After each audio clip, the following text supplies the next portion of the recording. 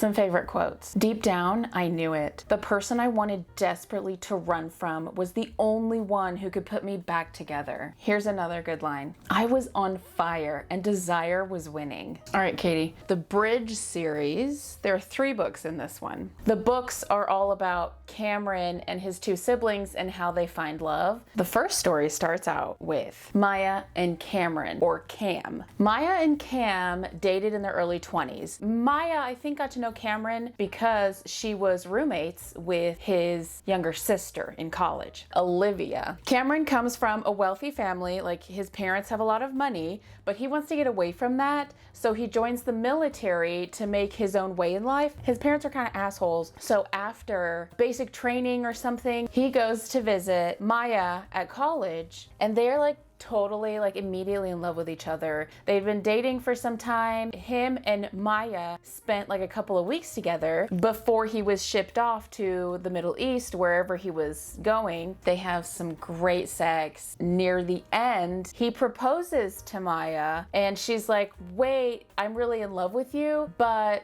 this is like too soon. Can't we just wait? I'm in the middle of college. Can I just finish college? She didn't tell Cam any of this, but she also had like family issues. Like she really only had her mom, but her mom was kind of a drug addict and wasn't really in her life. Maya wanted to finish college. She could get a job. She was in a more financially stable situation to help out her mom, but she didn't tell Cam any of this at this point. He proposes to her and she essentially says no. He is totally hurt and takes it all personally. He just wanted to take care of her. They broke up and he just left her and their relationship just ended really badly. Well, 5 years passed, okay? They're both in New York. Maya has this really good job working on Wall Street and she's making a good living. Cam is done with the military and he opens his own gym in Brooklyn. One day, his sister runs into Maya on the street. After Maya and Cam had broken up the first time, Olivia was really mad at Maya for breaking his heart, even though I don't think she really knew the whole story. They bump into each other and she's like, oh, hey, how are you doing? Yeah, I'm doing good. You know, just little pleasantries. And she goes back to Cameron's gym and says, hey, guess who I ran into today? And he's freaking out. Maya's in town? What? How come I haven't bumped into her? Well, New York is kind of a big place, but still. He finds out that Maya's apartment is like a couple of blocks from his gym in Brooklyn. He kind of stalks Maya, or at least finds out where she works, is outside of her office building one day and starts to talk to her. They go out a couple of times, or they attempt to go out a couple of times. She is super heartbroken and doesn't know if she's ready for a relationship with him again. Cam is also heartbroken, but he really wants her back because both of them were just so miserable without each other for 5 years. Maya definitely has changed a lot, only she's kind of changed for the worse. She's adopted a lot of bad habits. She smokes.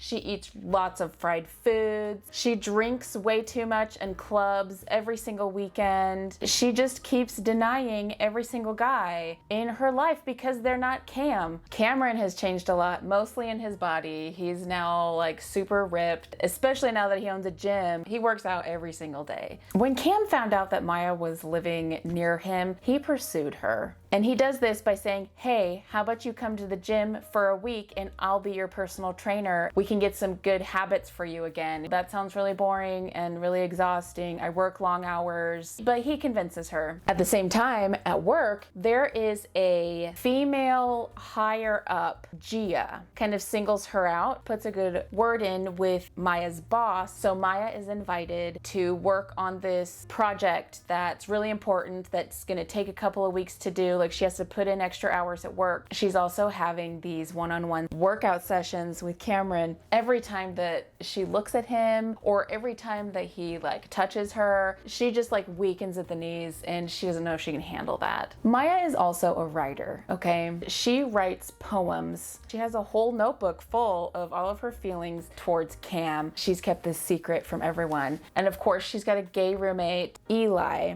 one of her good friends. He finds out about this notebook that she's been writing poetry about Cam, and he's like, girl, you need to figure this out with Cam because he's your one true love. You're obviously still hung up on him. But every time Cam and Maya get close to each other, she pushes him away. She's so afraid of him leaving her again, but he is not going to leave her this time. He is going to be persistent. So Maya doesn't have any family really other than her mom, who it has still disappeared out of her life. She doesn't know where she is. She can't contact her. She also has a grandma that lives relatively close to her just outside of New York in a nursing home, but she has Alzheimer's and she doesn't always remember Maya. On Christmas Day, Cameron drives Maya to see her grandma. While at the nursing home, she finds out on the little sign-in checklist, her mom, one, still alive, and two, had visited her grandma a couple of months prior. So she's all like freaking out because her mom visited Maya's grandma, but she didn't visit Maya. Shortly after that, Maya got a call from a police officer saying that Maya's mom had overdosed. And this just breaks Maya's heart. She just goes completely like a shutdown. She is like a borderline alcoholic and will drink her misery away. Cameron helps to calm her down. Cam wants to replace this, the alcohol, with sex. I mean, that's basically what happened because he wants to love her to death. He keeps saying, I want to be the one that you go to when you're feeling sad. He wants to make love to her, to make her forget all of these feelings. So he's replacing the alcohol with the sex. I'll take that. If I was in Maya's position, I would take that. And Cam cures her of her alcoholism with sex. I mean, that sounds like the best AA meeting to me. One night, they go out to this club. Maya's friends and Cam's brother Gia ends up being there. Maya gets really drunk, ends up dancing with Gia, kisses her, starts to grind on her. Cam gets really jealous and possessive, pulls her away from her, is like, what are you doing? I mean, that's fine, like, if this is who you are now, but is this who you really want to be? He takes her home with him, but won't have sex with her until the next morning because he wants to make love to her and wants her to remember everything. And they totally do. Well, little did Maya know that little incident at the club with Gia ended up being a huge red flag. Cam and Maya become boyfriend-girlfriend. After Christmas, Maya finishes this big project that they had at work. In the evening, Gia is having a celebratory drink with Maya in her office, and then in comes Maya's boss. She finds out like Gia comes on to her again. Maya just doesn't know what to make of this situation. Gia basically tells her like, this is how you get promoted in this industry, through sex. Maya's boss was apparently expecting some kind of a sex show, Maya giving him a blowjob, and then that would result in Maya getting a promotion. Maya says, no thanks, and then later negotiates a very large year-long severance package in exchange for her to leave the company and keep her mouth shut about the whole situation. After Maya and Cam had been dating for several months, Cam proposes again in a park while surrounded by a bunch of blackbirds, which Maya says apparently is kind of like a lucky thing. I've never heard of that, but they finally commit to each other and they are true love. The next book is about Maya's best friend who works at the same company that she did, but worked in a different department, Vanessa, how she fell in love with Cameron's brother, Darren. And it's called Something on Fire, so you know that's gonna be steamy. One more good quote. I want to make love to you until we can't remember who we are. I want you drunk on nothing but us tonight.